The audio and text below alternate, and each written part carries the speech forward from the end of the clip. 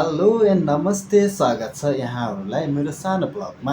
आज मलाई मम्मीले गाउँदेखि यसमा सामान पठाइदिनु भएको छ। यसमा के कति सामान छ, के सामान छ, सामान पठाइदिनु भएको छ अनि के सामान पठाइदिनु भएको छ, आउनुहोस् हेरौँ ल। अनि तपाईँहरूलाई पनि मनपर्छ भनेदेखि कमेन्ट गर्नुहोस् अनि सेयर गरेर खानुपर्छ ल है। सामानहरू म तपाईँहरूलाई देखाउँछु ल, के पठाइदिनु भएको छ हेरौँ ल। कहाँदेखि गुल्मीदेखि आएको छ अनि ओ अरे वाह, मुसाले खाएछ नि। ए मुसालेको गाडीमा के हो, कपाले भएछ नि, दामी होला जस्तो छ। अनि यो प्लास्टिकमा के छ कुन्नी म देखाउँछु ल हजुरहरूलाई। त्यसको लागि थाहा क्या हो मासु सुकुटी बनाएर पठाइदिनु भएको रहेछ। यो चाहिँ सुकुटी ल, यसमा चाहिँ सुकुटी पठाइदिनु भएको रहेछ। अनि अर्को पनि प्लास्टिक रहेछ नि, मुसाले खाइदिएछ के अरे है। ल बिजोकै भयो त, अनि मुसाले नै होला कि गाडीमा आउनेलाई मुसाले खायो होला। भाइले एकजना भाइले ल्याइदिएर आएको, उसको चाहिँ कोठामा लाग्यो होला नि होइन। अरे वाह,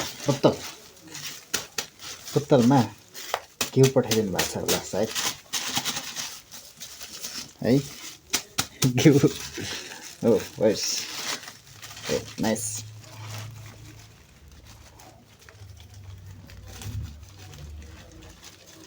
त्यसको बाजे फुकाउनै गाह्रो, छुट्टो यस्तो प्याक गरिदिनु भएको रहेछ तर।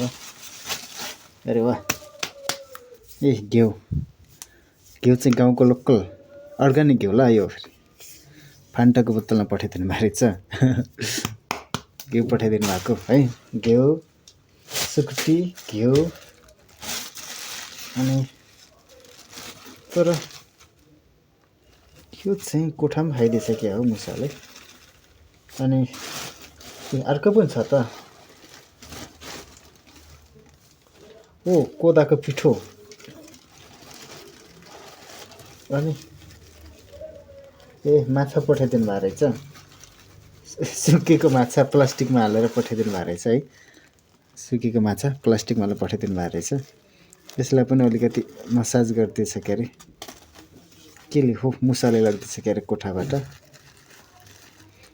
ल यो माछाहरू छ है, सानो गाउँको सानो माछाहरू हो नि, ठाडो खोलाको माछाहरू। अनि यो चेपाहरू हो, सुकेको चेपा सुकेको माछा सुकुटी अनि घिउ कोदाको पिठो पठाइदिनु भएको रहेछ। अनि कोदाको पिठो चाहिँ यति छ होला, कोदाको पिठो चाहिँ टन्नै छ। तपाईँहरूलाई पनि चाहिन्छ भने सम्झिनु ल, यति नजिक हुनुहुन्छ भने सिर गरेर थोरै हुन्छ बाँडेर खाइदिनु होला है। अनि हाम्रो गाउँतिर चाहिँ यसलाई चाहिँ चेपाको बच्चा भन्छ। तपाईँहरूको गाउँतिर चाहिँ के भन्छ कुन्नी, यानि कि पाएको बच्चाहरूलाई चेपा भन्छ हाम्रो गाउँतिर। अनि तपाईँहरूको गाउँतिर चाहिँ के भन्छ कुन्नी, यसो कमेन्ट पनि गरिदिनुहोस् ल। कोदाको पिठो मम्मीले गाउँबाट पठाइदिनु भएको छ, तर यसलाई चाहिँ मिलाएर राख्नुपर्ने है, टोक्ने यसलाई यहाँ राख्नु पऱ्यो। यसलाई चाहिँ थालमा राख्नु पऱ्यो नि है, सुकुटी यसलाई थालमा। अनि यसलाई चाहिँ अलि राम्रो प्लास्टिकमा राख्नु पऱ्यो। सुकेको माछा नाइन बिग्रिनु पनि सक्छ होइन, बिग्रिन सक्ला।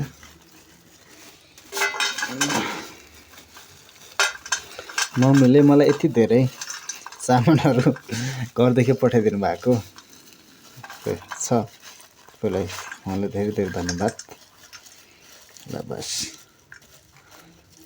तर यो महिना त मलाई खासै सब्जीहरू चाहिँ किन्नु चाहिँ नपर्ने जस्तो लाग्यो, किन भन्दा माछाहरू पनि छ है, माछा चेपाहरू। अनि के भन्छ सुकुटी पठाइदिनु भएको छ। ए पिठोमा त परेछ नि, पिठोमा नै परेछ।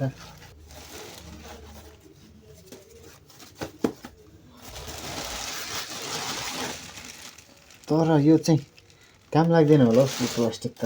है सुकुटी हो।